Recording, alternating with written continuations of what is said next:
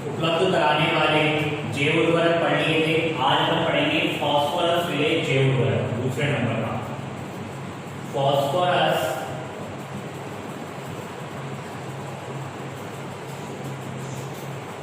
विलेय जैव उर्वरक। इसके नाम में ही इसका काम छुपा हुआ है कि ये जो जैव उर्वरक होते हैं अघुलनशील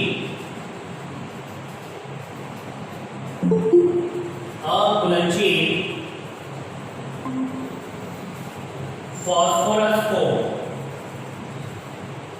घुलनशील यानी कि विलय करके घुलनशील करके पौधों को उपलब्ध कराते हैं। ठीक है, तो यानी कि ये जैव उर्वरक जो होते हैं फास्फोरस विलेय जैव उर्वरक, ये क्या करते हैं कि अघुलनशील फास्फोरस को घुलनशील करके, जो क्या होते हैं मृदा में सही तरह से घुल नहीं पाते, उनको घुलनशील करके पौधों को उपलब्ध कराते हैं। ठीक है, इसके अलावा वृद्धि कारक हार्मोन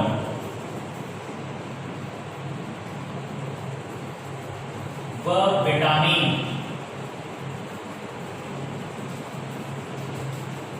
का स्त्रवण करते हैं। क्या करते हैं? वृद्धि कारक हार्मोन व विटामिन का स्त्रवण करते हैं। अब इन जैव उर्वरक के रूप में जीवाणु व कवक प्रयोग में लिए जाते हैं। यानी कि फास्फोरस विलेय जैव उर्वरक के रूप में किनका प्रयोग करते हैं? जीवाणु व कवक का प्रयोग करते हैं। तो इनके लिए इन जैव उर्वरकों के रूप में निम्न का प्रयोग किया जाता है।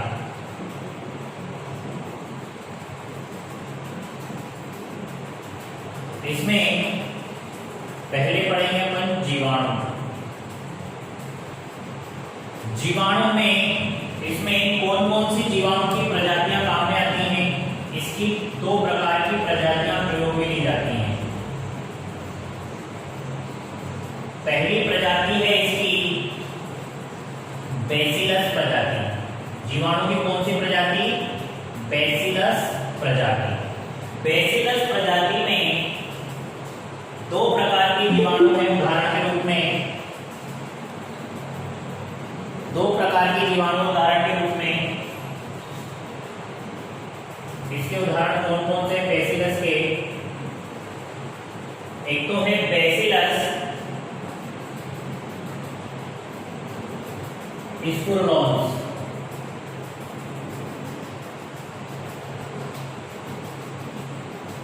Sorry bacillus सर्कुलोन्स। ठीक है, और दूसरा एग्जांपल है इसका बैसिलस पॉलीमिक्सा।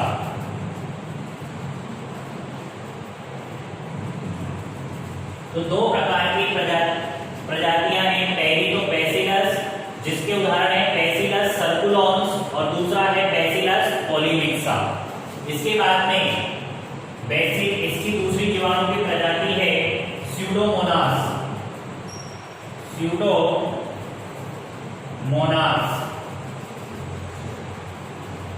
ठीक है, और स्यूडोमोनास प्रजाति का जो जीवाणु उदाहरण है स्यूडोमोनास स्ट्राइटा।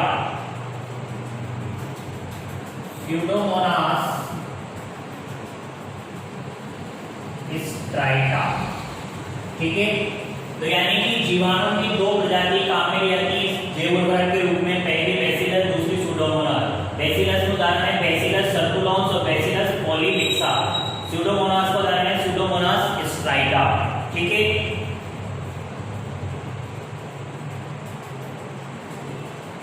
ये सबसे ज्यादा क्या होते हैं? ये जीवाणु कौन से वाले? ये जो जीवाणु हैं, ये जीवाणु मृदा में बहुत अधिक सक्रिय होते हैं। क्या होते हैं? बहुत अधिक सक्रिय होते हैं, जो अधिक मात्रा में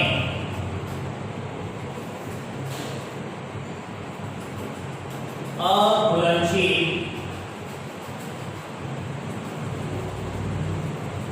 फास्फोरस को घुलनशील फास्फोरस में बदलते हैं। ठीक है, और पौधों को उपलब्ध कराते हैं। तो जीवाणु की ये जो प्रजातियां हैं, उनमें से इनके जो ये नाम हैं, ये मोस्ट है, और ये क्या करते हैं? सबसे ज्यादा मृदा में सक्रिय होते हैं। इसके बाद में आपके जो है वो है कवक। कवक की आपके दो प्रकार की प्रजातियां हैं। केवल प्रजातियों के नाम ही आपको याद रखने हैं, कवक की प्रजातियों के, ज्यादा कुछ याद नहीं रखना। एक है आपके एस्परजिलस और दूसरी है पेनिसिलियम, पेनिसिलियम।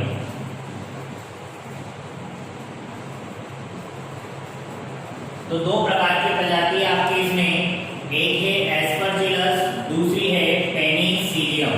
ठीक है, तो कवक की दो प्रकार की प्रजातियां फास्फोरस विलेय जैव उर्वरक के रूप में प्रयुक्त होती हैं। तो इस प्रकार से अघुलनशील फास्फोरस को घुलनशील करके पौधों को उपलब्ध कराते हैं, वृद्धि कारक हार्मोन और विटामिन का स्रावन करते हैं। इसके अलावा इन जैव उर्वरकों के रूप में निम्न का प्रयोग करते हैं, जैसे जीवाणु कवक, जीवाणु में प्रजाति बेसिलस स्यूडोमोनास, बेसिलस में बेसिलस सर्कुलोस, बेसिलस पॉलीमिक्सर, स्यूडोमोनास में स्यूडोमोनास स्पाइटा।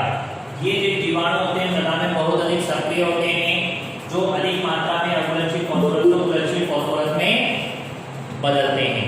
ठीक है, कवक में प्रजातियां कौन कौन सी हैं? एस्परजिलस और पेनिसिलियम। ठीक, इस प्रकार से आपको फास्फोरस विलेय जैव उर्वरक हो गया है आपका। अब इनके प्रयोग करने की विधि, फास्फोरस विलेय जैव उर्वरक को प्रयोग करने की विधि क्या होगी?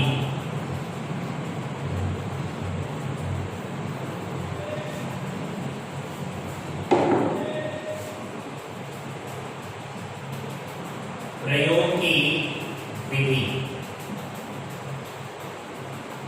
तो फास्फोरस विलेय जैव उर्वरक दो प्रकार के हैं, पीएसबी व पीएसएम। ठीक है, तो पीएसबी की फुल फॉर्म देखते हैं अपन, फास्फोरस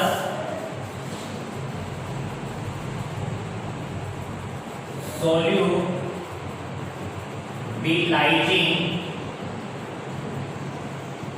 बैक्टीरिया।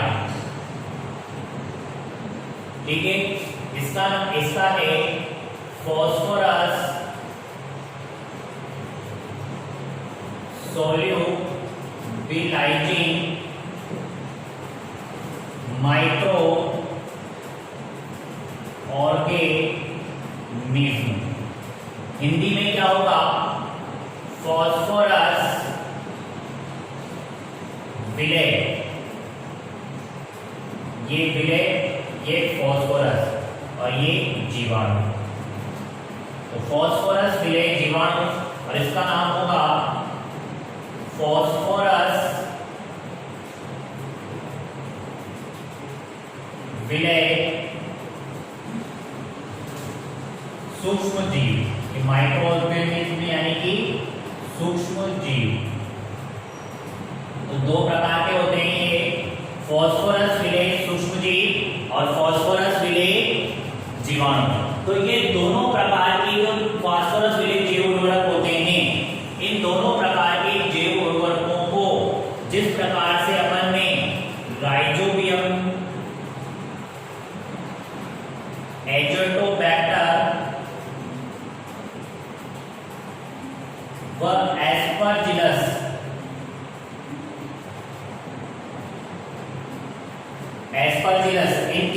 प्रयोग की विधि पड़ी थी 4 प्रकार की, उसी तरह इनका भी क्या कहा जाता है, प्रयोग किया जाता है इनकी तरह की।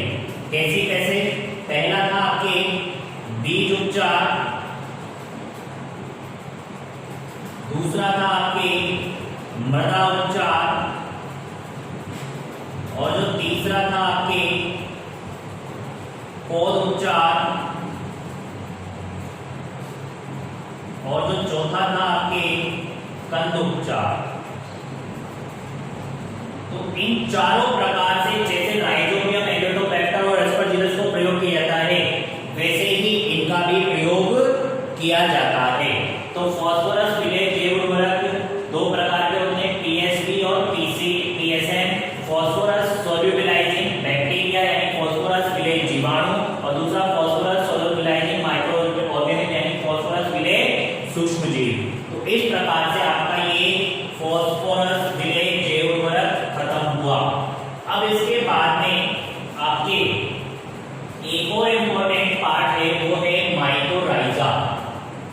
ठीक है, इसके बाद आपके अलग से एक और जैव उर्वरक के रूप में दे रखा है माइक्रोराइजा। इसे अपन पढ़ेंगे माइक्रोराइजा।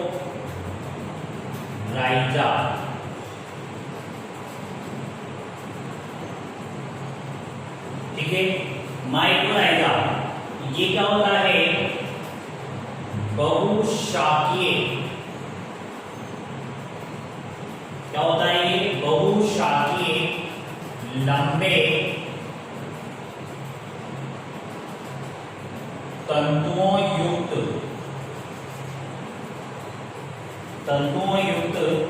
कवक। क्या है ये, बहुत सारी शाखाओं युक्त है।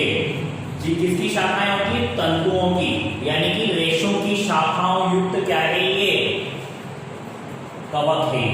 तो इसके अंदर बहुत सारी शाखाएं होती है, अलग अलग लंबी लंबी किसकी, तंतुओं की, कवक में। ठीक है,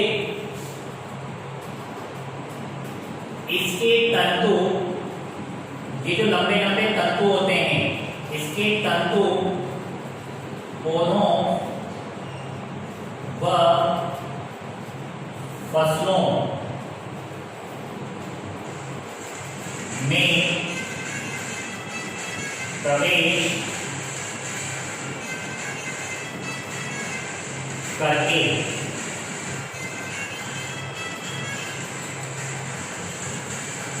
प्रवेश करके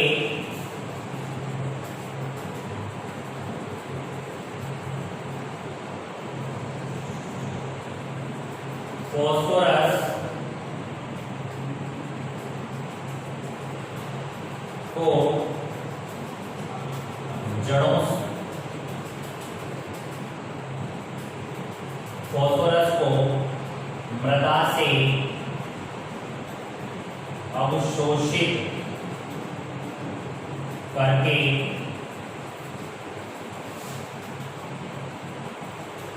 जड़ों में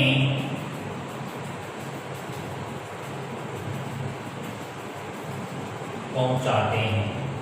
ठीक है, तो इस प्रकार से, ठीक है, इसमें क्या है कि इसके तंतु पौधों व फसलों में प्रवेश करके फास्फोरस को मृदा से अवशोषित करते हैं और कहां पहुंचाते हैं, जड़ों में पहुंचाते हैं। ठीक है, माइक्रोराइजा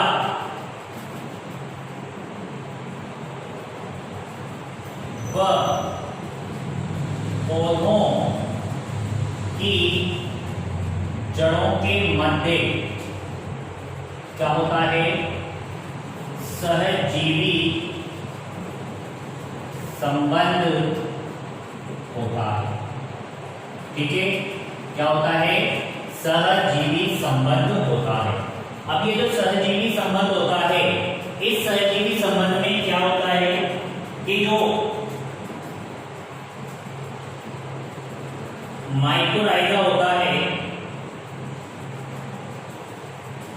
माइक्रोराइजा पौधे से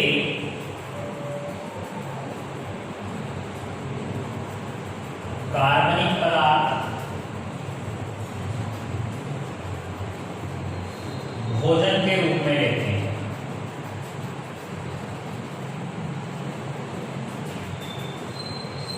रूप में ग्रहण करते हैं और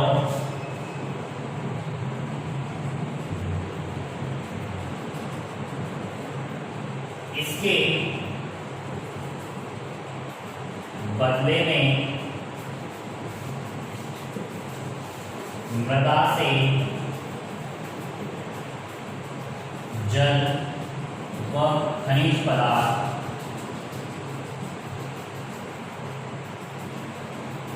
अवशोषित करके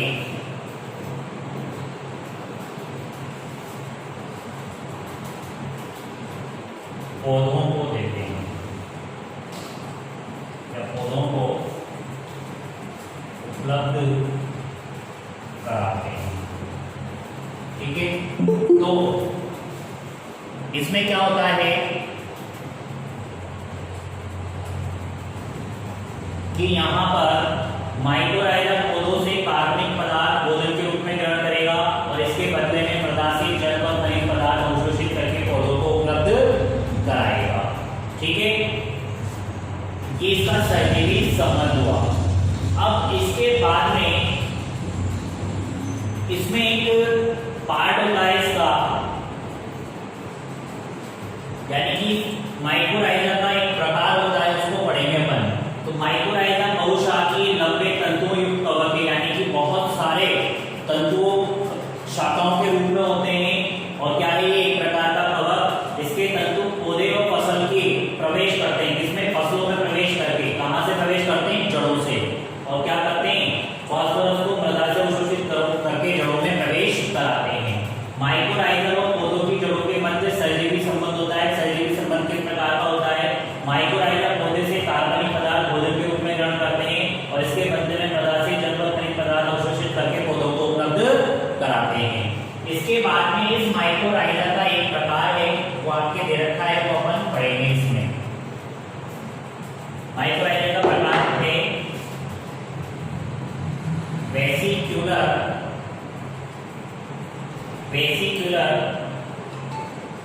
आर्बस्क्यूलर, माइक्रोराइजा। ठीक है, तो इसमें जो माइक्रोराइजा है वो कौन से प्रकार का है, वेसिक्यूलर, आर्बस्क्यूलर, माइक्रोराइजा पढ़ेंगे अपन इसमें। ठीक है, ये क्या करता है, ये जो कवक है पौधों की जड़ों में संक्रमण करता है, यानी कि प्रवेश करता है। क्या करता है, ये पौधों की जड़ों में संक्रमण करता है और यहां से जड़ों से कहां पहुंचता है, जड़ों की कोशिकाओं में। कहां पहुंचता है, जड़ों की कोशिकाओं में प्रवेश। कहां पहुंचता है, जड़ों की कोशिकाओं में प्रवेश करता है। और यहां पर क्या करता है, प्रवेश करने के बाद में दो रचनाएं बनाता है। एक होती है आपके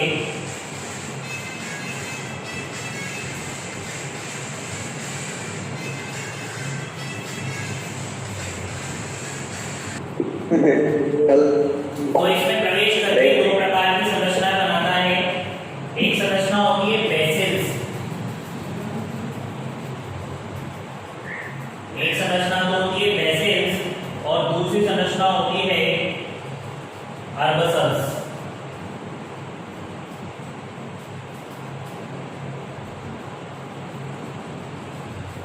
तो इसमें पौधों की जड़ों में संक्रमण करके जड़ों की कोशिकाओं में प्रवेश करके दो प्रकार की संरचना बनाता है, बेसिल्स और अर्बसल्स। और इसकी जो बेसिल संरचना होती है, बेसिल्स संरचना, बेसिल संरचना गुब्बारेनुमा होती है। कैसी होती है, गुब्बारेनुमा होती है। ठीक है, जो क्या होती है, यह बेसिल संरचना आर्बसल्स, दूसरी प्रकार की संरचना होती है, आर्बसल्स के द्वारा जुड़ी रहती है। ठीक है, तो प्रवेश करके दो प्रकार की संरचना बनाता है, बेसिल्स और आर्बसल्स। तो बेसिल संरचना क्या होती है, गुब्बारेनुमा होती है, जो कोशिकाओं में फूल जाती है, और ये कोशिकाओं में किसके द्वारा अटैच रहती है, आर्बसल्स के द्वारा, जो दूसरी संरचना होती है।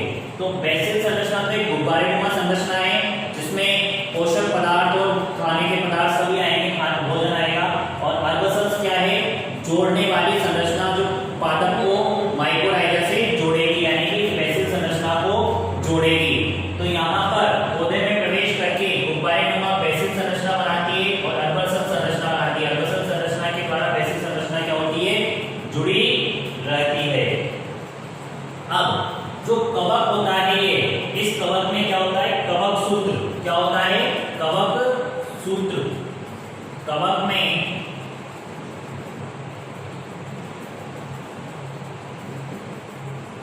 कवक सूत्र होता है, जिसमें स्पोरोकार्पस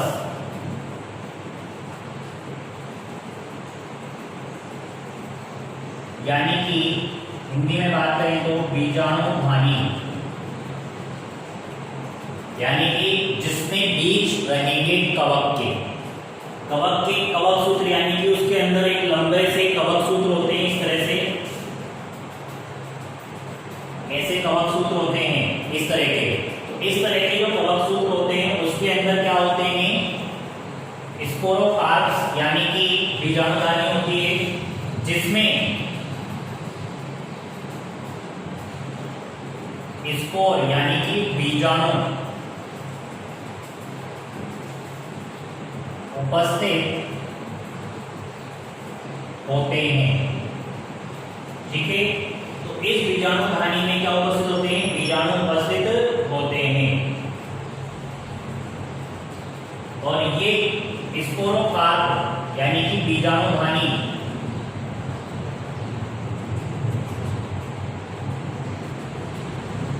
मृदा में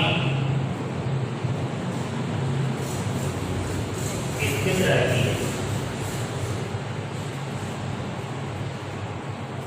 इसका मतलब ये है कि ध्यान से देखना है इधर, कि जैसे ये पौधा है, पौधे की ये जड़ें हैं, ठीक है, तो इसके अंदर यहाँ प्रवेश करेगा ये माइक्रोराइजा, जैसे माइक्रोराइजा है तो इसकी यहाँ से प्रवेश करी, और इसका जो ये जो भाग है, ये क्या कहलाएगा, इसका स्पोरोकार्पस।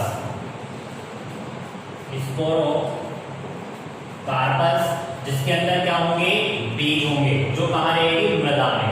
तो ये इसका ऊपर वाला भाग तो कहाँ रहता है, किसके अंदर, तंतु किसके अंदर रहते हैं, जड़ के अंदर। और इसका स्पोरोकार्पस बीजाणुधानी वाला भाग रहता है मृदा में, जिसमें क्या रहते हैं, बीजाणु उपस्थित रहते हैं।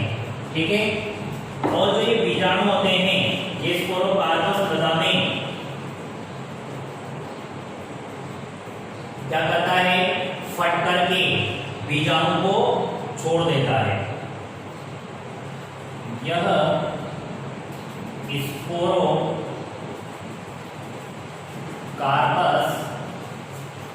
मृदा में फट जाता है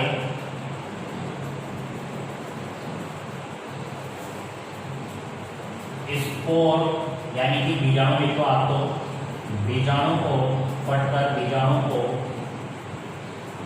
मुक्त करता है। ठीक है, तो ये स्पोरोकार्पस मृदा में फटकर बीजाणु क्या कर देता है, मुक्त कर देता है। और जब अनुकूल परिस्थिति में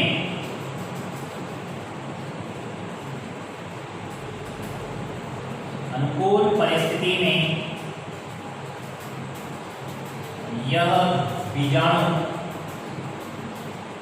नए माइक्रोराइजा का निर्माण करते हैं। इसका निर्माण करते हैं, नए माइक्रोराइजा का निर्माण करते हैं।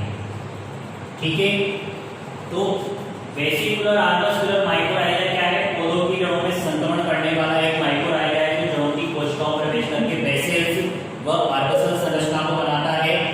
इसके अलावा बेसिल संरचना गुब्बारेनुमा होती है जो आर्बोसल संरचना के द्वारा जुड़ी रहती है। कवक में कवक सूत्र होता है, उस कवक सूत्र में क्या होते हैं? स्पोरोकार्पस यानी बीजाणु यानी इसके अंदर क्या रहेंगे? बीज उपस्थित रहेंगे। स्पोरोकार्प मृदा में यानी कि जो स्पोरोकार्प बीजाणु वाली होती है वो कहाँ होती है? मृदा में स्थित होती है, जो मृदा में फट करके बीजाणुओं को क्या कर देती है? मृदा में फैला देती है। और जब यहाँ पर अनुकूल परिस्थितियां आएंगी तब जाकर के क्या होगा? ये बीजाणु नए माइक्रोराइजा का निर्माण करेंगे। ठीक है, तो इस प्रकार से यहाँ पर वेसिकुलर आर्बोस्कुलर माइक्रोराइजा के बारे में आपकी जानकारी हुई। अब इसके बाद में अपन पढ़ेंगे कि माइक्रोराइजा की 5 प्रकार की मुख्य प्रजातियां हैं। क्या है? माइक्रोराइजा की 5 प्रकार की मुख्य प्रजातियां जिनके नाम मुख्य प्रजातियां।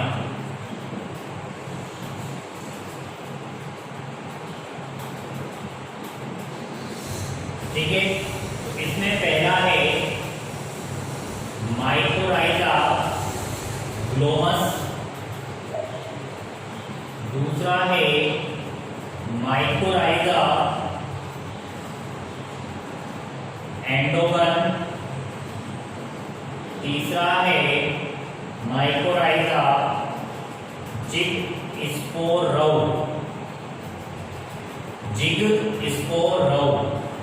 चौथा है माइक्रोराइजा एकुलोस्पोरा,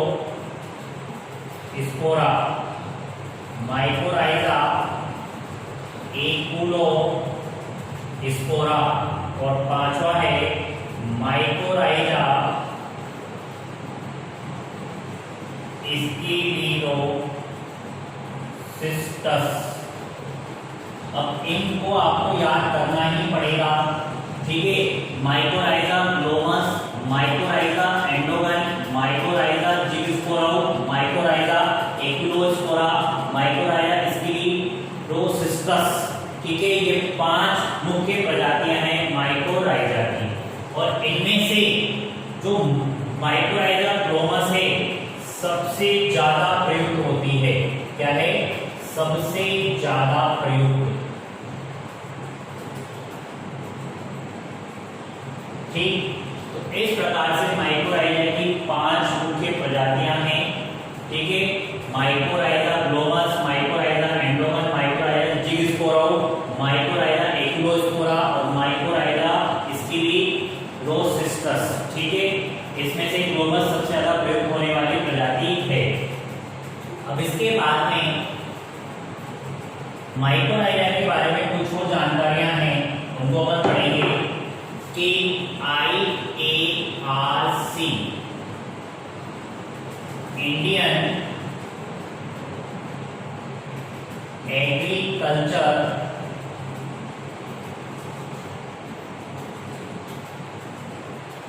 रिसर्च सेंटर यानी कि भारतीय कृषि अनुसंधान केंद्र। तो भारतीय कृषि अनुसंधान केंद्र कहां पर स्थित है? दिल्ली। भारतीय कृषि अनुसंधान केंद्र दिल्ली द्वारा एक न्यूट्रिएंट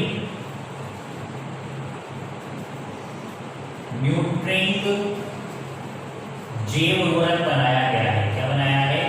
जैव उर्वरक बनाया गया है।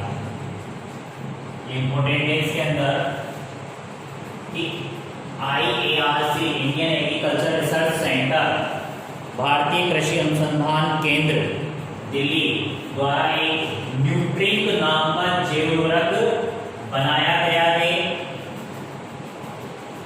ये किससे बनाया गया है? कवक द्वारा, कवक से बनाया गया है। ठीक है,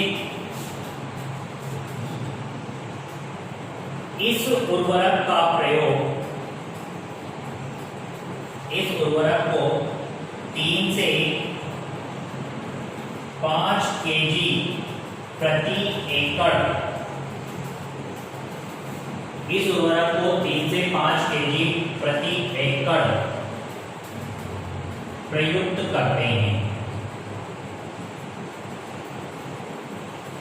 ये न्यूट्रिन नामक जैव उर्वरक किससे बनाया है? कवक से बनाया है, और इस उर्वरक को 3 से 5 केजी प्रति एकड़ प्रयुक्त करते हैं।